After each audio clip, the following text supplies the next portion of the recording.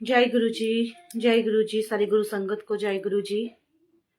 तो बहुत दिनों बाद आज सतगुरु जी महाराज ने सत्संग सेवा सिमरन का मौका दिया है, शिव पुराण। तो आइए संगत जी, जल्दी से जुड़िए। मैंने कल ही आपको बता दिया था कि शिव पुराण सत्संग सेवा फिर से शुरू की जाएगी संगत जी। इतने दिनों में बहुत सारा हमारा पाठ जो है संगत जी वो रह गया है, और 38 आज डे से शिव पुराण सत्संग सेवा की फिर से शुरुआत की जा रही है। तो बस अब यही दुआ है सतगुरु जी महाराज जिसे कि सतगुरु जी महाराज पाठ छूटने ना पाए। तो सारे ही काम जरूरी थे संगत जी, है ना। तो क्या किया जाए भाई, जिंदगी में खुशियां गम दिन रात दुख तकलीफें सब पार्ट ऑफ लाइफ है, और आपको सारे काम करने पड़ते हैं। तो जो मौका मिले प्रभु के नाम अर्पण कर लो। तो चलो जल्दी से आओ, आज सतगुरु जी महाराज ने फिर से मौका दिया है शिव पुराण पाठ आप तक पहुंचाने का। तो जुड़ते जाइए। जय हो।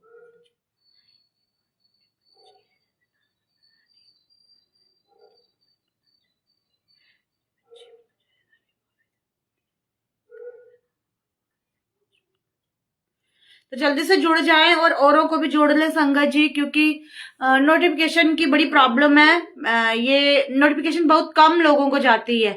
तो जल्दी से जुड़ जाएं। और आज मौका मिला फिर से शिव पुराण पाठ को आरंभ करने का, तो जल्दी जल्दी से जुड़िएगा। और आज ये रुद्र संहिता का सृष्टि खंड संपूर्ण हो जाएगा ये वाला पाठ पढ़ के। ये रुद्र संहिता का जो सृष्टि खंड है उसका आखिरी पाठ है और सबको सुनना चाहिए। तो जल्दी से जुड़िएगा। और अभी इतनी मोटी ग्रंथ की जो बाकी का हिस्सा है वो बकाया है।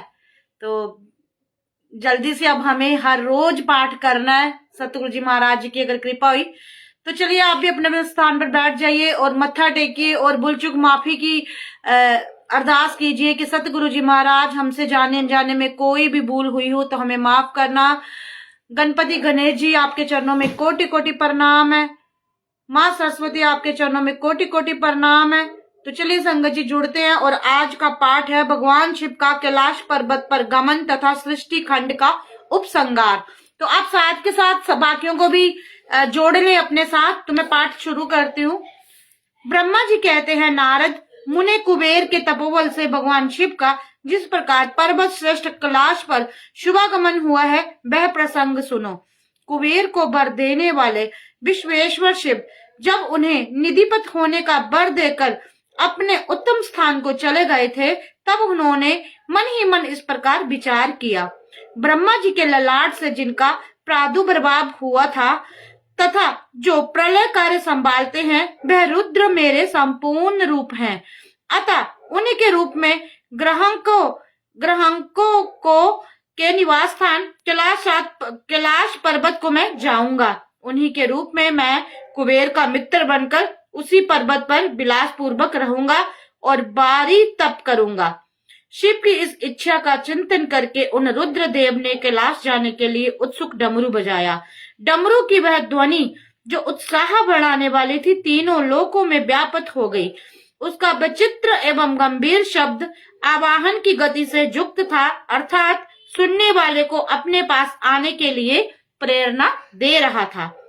उस ध्वनि को सुनकर मैं तथा श्री विष्णु आदि सभी देवता ऋषि मूर्तिमन आगम निगम और सिद्ध वहां आ पहुंचे। देवता और असुर आदि सब लोग बड़े उत्साह में भरकर वहां आए। भगवान शिव के समस्त पार्षद तथा सब लोग बंदित महाभाग गणपाल यहाँ भी कहीं भी थे वहां से आ गए।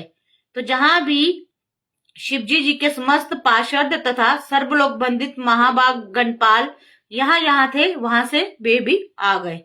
इतना कहकर ब्रह्मा जी ने वहां आए हुए गणपालों के नामोल्लेख पूर्वक विस्तृत परिचय दिया। फिर इस प्रकार कहना प्रारंभ किया। वे बोले, वहां असंख्य महाबली गणपाल पधारे। वे सबके सब सहस्त्र भुजाओं से युक्त थे और मस्तक पर जटा का ही मुकुट धारण किए हुए थे। सभी चंद्रचूड़ नीलकंठ और त्रिलोचन थे। हार कुंडल केयूर तथा मुकुट आदि से अलंकृत थे। भी मेरे श्री विष्णु के तथा इंद्र के समान तेजस्वी जान पड़ते थे। अनिमा आदि 8 सिद्धियों में गिरे थे तथा करोड़ों सूर्य के समान उद्वासित हो रहे थे। उस समय भगवान शिव ने विश्वकर्मा को उस पर्वत पर निवास स्थान बनाने की आज्ञा दी। अनेक भक्तों के साथ अपने और दूसरों के साथ रहने के लिए यथायोग्य आवास तैयार करने का आदेश दिया। मुने, तब विश्वकर्मा ने भगवान शिव की आज्ञा के अनुसार उस पर्वत पर जाकर शीघ्र ही नाना प्रकार के ग्रहों की रचना की। फिर श्री हरि की प्रार्थना से कुबेर पर अनुग्रह करके भगवान शिव सानद कैलाश पर्वत पर गए। उत्तम मुहूर्त में अपने स्थान में प्रवेश करके भक्त वत्सल परमेश्वर शिव ने सबको प्रेम दान दे सनाथ किया। इसके बाद आनंद से भरे हुए श्री विष्णु आदि समस्त देवताओं, मुनियों और सिद्धों ने शिव का प्रसन्नता पूर्वक अभिषेक किया। हाथों में नाना प्रकार की भेंटें लेकर सबने क्रमशः उनका पूजन किया और बड़े उत्सव के साथ उनकी आरती उतारी। मुने, उस समय आकाश से फूलों की वर्षा हुई जो मंगल सूचक थी। सब ओर जय जयकार और नमस्कार के शब्द गूंजने लगे। महान उत्साह फैला हुआ था जो सबके सुख को बढ़ा रहा था। उस समय सिंहासन पर बैठकर श्री विष्णु आदि सभी देवताओं द्वारा की हुई यथोचित सेवा को बारंबार ग्रहण करते हुए भगवान शिव बड़ी शोभा पा रहे थे। देवता आदि सब लोगों ने सार्थक एवं प्रिय वचनों द्वारा लोक कल्याणकारी भगवान शंकर का पृथक पृथक स्तवन किया। सर्वेश्वर प्रभु ने प्रसन्न चित्त से वह स्तवन सुनकर उन सबको प्रसन्नता पूर्वक मनोवांछित वर एवं अभिष्ट वस्तुएं प्रदान की। मुने, तदंतर श्री विष्णु के साथ मैं तथा अन्य सब देवता और मुनि मनोवांछित फल पाकर आनंदित हो भगवान शिव की आज्ञा से अपने अपने धाम को चले गए। कुबेर भी शिव की आज्ञा से प्रसन्नता पूर्वक अपने स्थान को गए। फिर वे भगवान शंभु, जो सर्वथा स्वतंत्र है, योग परायण एवं ध्यान तत्पर हो, पर्वत प्रवर कैलाश पर रहने लगे। कुछ काल बिना पत्नी के ही बिताकर परमेश्वर शिव ने दक्ष कन्या सती को पत्नी रूप में प्राप्त किया। देव ऋषि फिर वे महेश्वर दक्ष कुमारी सती के साथ विहार करने लगे और लोकाचार परायण हो सुख का अनुभव करने लगे। मुनीश्वर, इस प्रकार मैंने तुमसे यह रुद्र के अवतार का वर्णन किया है। साथ ही उनके कैलाश पर आगमन और कुबेर के साथ मैत्री का भी प्रसंग सुनाया है। कैलाश के अंतर्गत होने वाली उनकी ज्ञान वर्धिनी लीला का भी वर्णन किया है, जो इहलोक और परलोक में सदा संपूर्ण मनोवांछित फलों को देने वाली है। जो एकाग्रचित हो इस कथा को सुनता जा पड़ता है, वह इस लोक में भोग पाकर परलोक में मोक्ष लाभ करता है। तो देखिए, जो भी शिव पुराण के पाठ को सुनता है या करता है, तो वो संगत जी इस लोक में सुख को पाकर परलोक में मोक्ष लाभ करता है, यानी कि जन्म और मृत्यु के बंधन से वह छूट जाता है। तो शुक्राने मेरे सतगुरु जी महाराज जी के। और ये रुद्र संहिता का आखिरी खंड था और कल से हम रुद्र संहिता द्वितीय सती खंड शुरू करेंगे।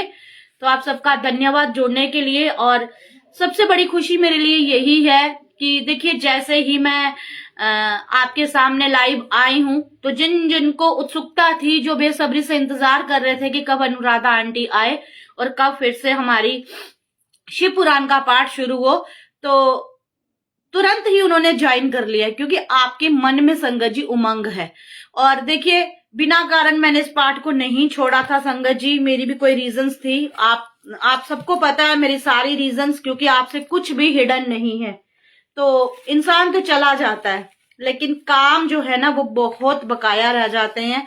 तो सतगुरु जी महाराज जी की कृपा से, मैं कृपा कहूंगी इसे, एक्चुअली ये कृपा ही होती है, तो ही आप इन कार्यों को भी, जो जीवन के बाद के कार्य हैं, उनको भी आप तभी कर पाते हो जब आप पर सतगुरु जी महाराज जी की कृपा होती है।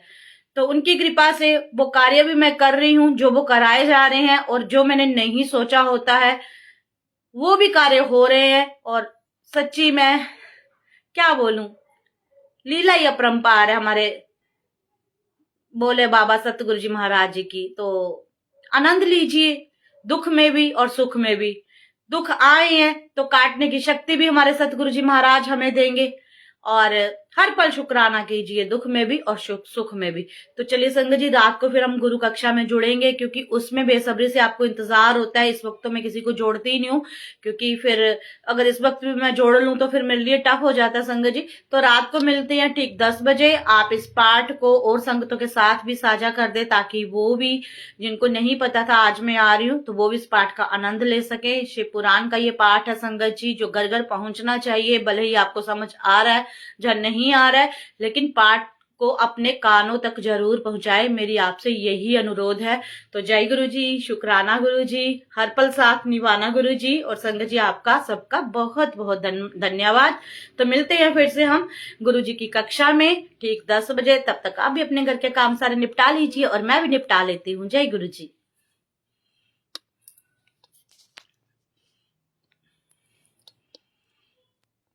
कनेक्ट देखिए संगत जी, बंद भी नहीं हो रहा ये। मैं लीव कर रही हूँ, लीव ही नहीं हो पा रहा। क्या मर्जी है सतगुरु जी महाराज जी की। मैंने कहा है ना, मेरी मर्जियां नहीं चलती। फोन हैंग हो गया और कनेक्शन जो है ना वो कट नहीं रहा है।